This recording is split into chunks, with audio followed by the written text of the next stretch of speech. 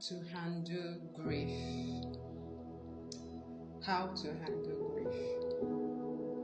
Grief is a heavy burden that may lead to depression, mental illness, or several other kinds of diseases or sicknesses, which could be life-threatening if not handled on time. To those that have not experienced grief before, be thankful for that, and I pray you don't have to ever go through it, and to those that have experienced grief and came out of it, I celebrate you. You are the bravest, the real hero. I know that. And to those currently passing through grief, I have come to share this with you, and tell you that you shouldn't allow grief to consume you, because if you don't handle it, if you don't know how to handle it on time, it could lead to depression, and it could lead to mental illness, like I said before, and several other kinds of illnesses, which are life-threatening. So if you have lost a loved one, or you're suffering from heartbreak from a relationship, or you're grieving over the loss of a job, of an opportunity, you're grieving over the loss of a huge sum of money, I want to tell you that don't allow the grief to consume you.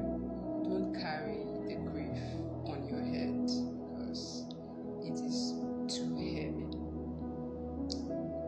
And from my own experience, when I lost my mother, I felt so vulnerable, and I became angry with everybody. I was so good with anybody around me. So I relocated, and I rented an apartment, and I lived alone for a year and a half.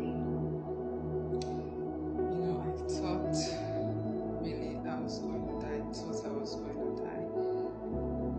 But it seems God has not finished with me yet, and so I want to tell you that it wasn't easy, but I did something, and I was always deep in thoughts, having sad memories, thinking, deeply about the things I could have done differently, the things I should not have done, so many, sad memories going all over my mind, and at some point I became depressed, and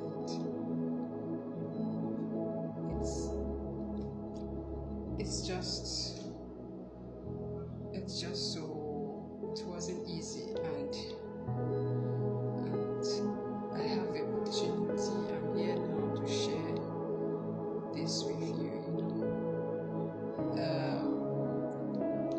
A day came, this particular day, while I was deep in thought and sad memory as usual, and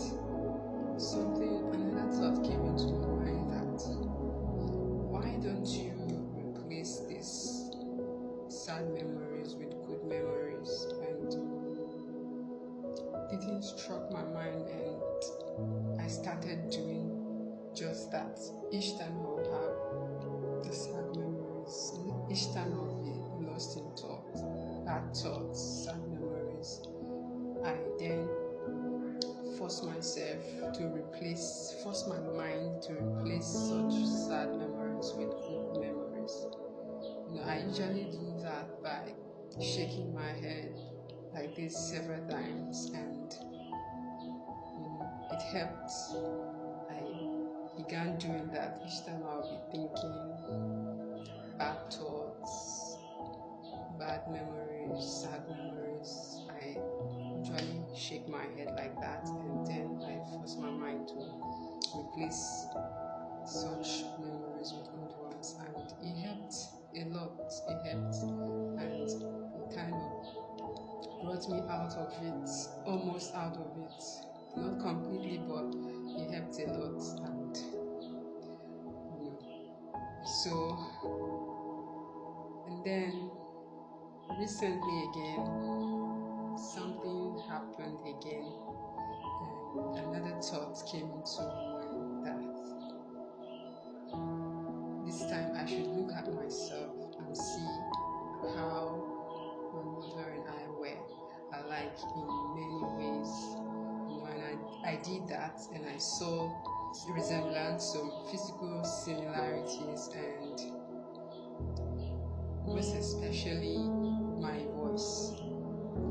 We have similar voice, and each time I talk on the phone, when the person is not there, they wouldn't know the difference. And I did that, and I realized that my mother lives in me.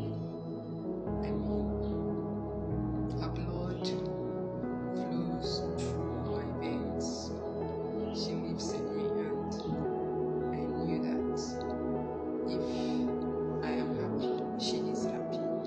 If I am enjoying my life, she is too. If I am fulfilling my goals and my aspirations, she is too. So I decided to live life to the fullest. I decided to be happy. I decided to be the best I can be. So help me God. And these two thoughts I had, they helped me come out, almost out of it. I'm not there yet completely,